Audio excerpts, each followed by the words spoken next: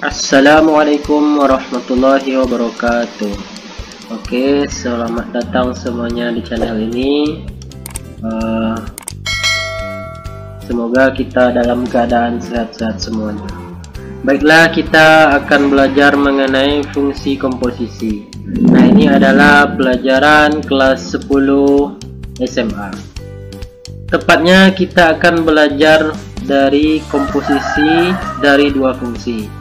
Nah, setelah ini nanti kita akan belajar komposisi dari tiga fungsi dan juga fungsi inverse. Baik, langsung saja kita mulai pembelajaran kita kali ini. Oke, kita lanjutkan. Komposisi dari dua fungsi.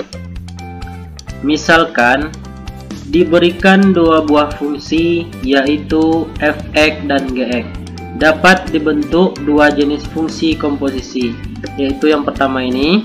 Nah, dalam kurung f, nah ini ada bulat-bulatnya ya, g(x) sama dengan f dalam kurung g(x). Nah, ini cara bacanya seperti ini. Jadi yang bulat ini kita baca bundaran. Jadi kalau ada seperti ini, f bundaran g, kita bacanya f bundaran g ya. Itu menandakan fungsi komposisi. Artinya apa? Nah, artinya ini adalah fungsi g dimasukkan atau disubstitusikan pada fungsi f, atau fungsi g(x) dikomposisikan sebagai fungsi f(x). Kemudian yang kedua ini. Nah, tadi apa bundaran ini? Yang bulat ini? Nah, benar sekali bundaran. Jadi kalau ini cara bacanya adalah G bundaran F gitu. Jadi kalau yang pertama ini F-nya yang duluan, sekarang G-nya yang duluan. Nah, ini artinya adalah fungsi F dimasukkan atau disubstitusikan pada G, atau fungsi f(x) dikomposisikan sebagai fungsi g(x). Nah, ini penjelasan singkat mengenai komposisi dua fungsi. Nah, fungsinya yaitu f(x) dan g(x). Oke, langsung saja kita masuk ke contoh soal. Contoh soal.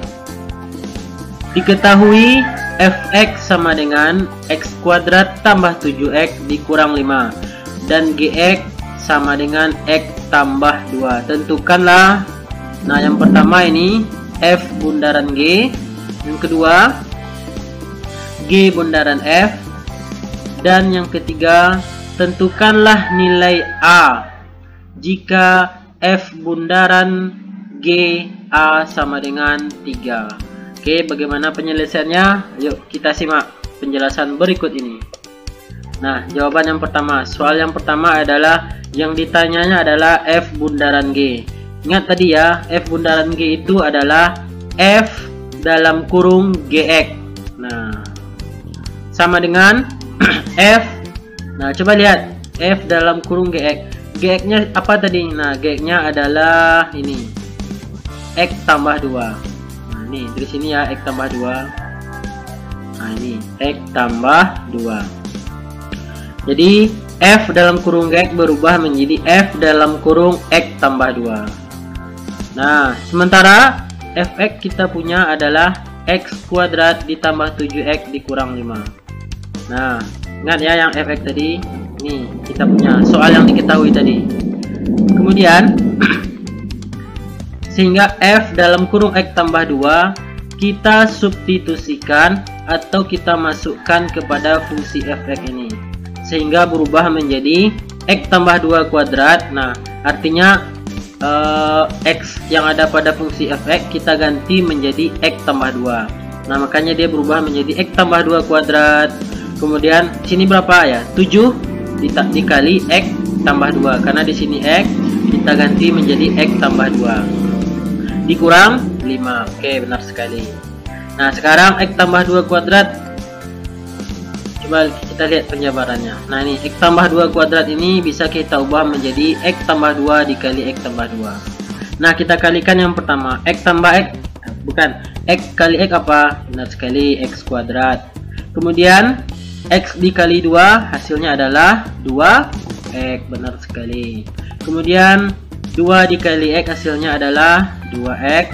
Kemudian 2 dikali 2 hasilnya jelas 4 ya. Oke.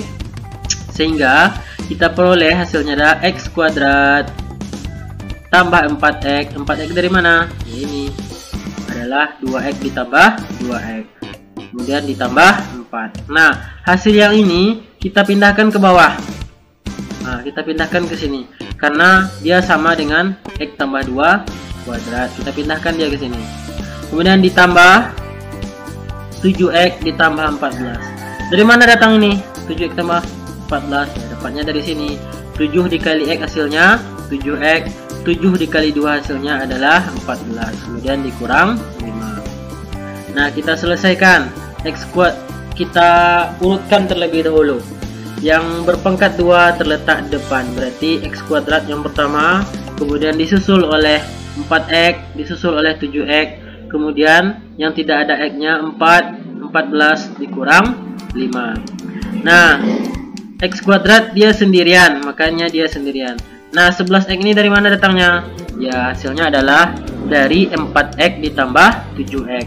4 tambah 7 kan 11, makanya dia 11X. Kemudian 13 dari mana datangnya? Dari sini. 4 tambah 14 berapa? 18. 18 kurang 5 hasilnya 13. Oke, benar sekali. Sehingga kita peroleh F bundaran G sama dengan F dalam kurung GX. Kita peroleh jawabannya adalah X kuadrat ditambah 11X ditambah 13. Bagaimana untuk soal nomor 1? Mudah kan? Ya, mudah sekali. Oke, kita lanjut ke soal yang nomor 2. Nah, di sini yang ditanyanya adalah G bundaran F. Nah, soalnya masih yang tadi ya, Fx dan Gx-nya masih sama.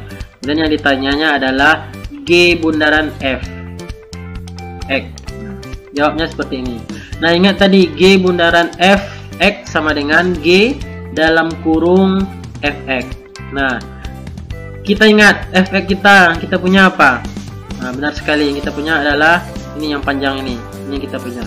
Jadi Fx kita ganti dengan X kuadrat ditambah 7X dikurang 5. Karena Fx sama dengan ini, ya boleh kita ganti gitu. Kemudian kita punya Gx itu adalah X tambah 2. Gx adalah X tambah 2. Sehingga G dalam kurung, nah G yang ini dia tadi ini. G dalam kurung X kuadrat tambah 7X kurang 5 sama dengan X kuadrat tambah 7X dikurang 5. Nah, artinya X yang di sini, X yang di sini, nah ini kita ganti dengan X kuadrat ditambah 7X dikurang 5. Kemudian tambah berapa? Ya tambah 2, karena di sampingnya ini 2 kan. Nah, oke. Kemudian kita lanjutkan. X kuadrat tambah 7X kurang 5 tambah 2. Berapa hasilnya? Nah, benar sekali. X kuadrat ditambah 7X dikurang 3. Kenapa kurang 3? Ya karena min 5 ditambah 2 hasilnya adalah min 3. Nah, selesai. Inilah G bundaran F. Kita peroleh hasilnya adalah X kuadrat tambah 7X dikurang 3. Bagaimana nomor 2 ini? Gampang banget kan? Oke, lebih gampang dari nomor 1 tadi ya. Oke, kita lanjut ke pertanyaan yang nomor 3 tadi. Soalnya masih sama. Nah, sekarang tentukan nilai A jika F bundaran G A sama dengan 3. Nah, jawab. Ingat tadi kita sudah peroleh F bundaran G X. Nah, F dalam kurung G X ini yang kita peroleh hasilnya tadi ya. Ini adalah hasil dari jawaban nomor 1. X kuadrat tambah 11X ditambah 3. Nah, kalau F bundaran GA berarti X yang ada di sini kita ganti dengan A. Akhirnya X kuadrat berubah menjadi A kuadrat. X 11X berubah menjadi 11A. 13-nya tetap. Nah, katanya F bundaran G A sama dengan A kuadrat tambah 11A tambah 13. Kemudian diketahui pada soal kita F bundaran G A sama dengan 3. Oke, boleh kita ganti. Yang di sini kita ganti dengan 3 karena diketahui soal tadi. Sama dengan A kuadrat tambah 11A tambah 13. Oke, kita lanjutkan. Nah, 3 ini pindah ruas menjadi min 3. 13 kurang 3 berapa? Pasti hasilnya 10 nanti. sehingga kita peroleh A kuadrat ditambah 11A tambah 10. Nah, langkah selanjutnya adalah kita faktorkan. Faktor dari ini adalah A tambah 10 dikali A tambah 1. Nah, memfaktorkan masih ingat ya, itu pelajaran SMP, pelajaran sebelumnya. Semoga anak-anak Bapak masih ingat tentang pemfaktoran. Sehingga A-nya kita peroleh yang pertama adalah A tambah 10 atau A tambah 1. A tambah 10 sama dengan 0. Nah, A sama dengan min 10. Kenapa min 10? Karena pindah ruas dari positif 10 menjadi min 10. Atau A tambah 1 sama dengan 0, ini yang kedua ya. Nah, nanti A tambah 1 pindah ruasnya nanti positif 1, ini adalah min 1. Jadi A yang kita peroleh adalah min 10 dan min 1. Karena yang ditanya adalah nilai A, tentukan nilai A katanya. Maka jawabannya adalah min 10 dan min 1. Oke, selesai ya. Itulah 3 soal mengenai fungsi komposisi. Semoga anak-anak Bapak paham. Kalau tidak paham silakan tinggalkan komennya. Jangan lupa di subscribe ya, kemudian di like videonya dan di share kepada teman-temannya. Kalau belum paham juga nanti kita bahas di kelas. Terima kasih. Assalamualaikum warahmatullahi wabarakatuh.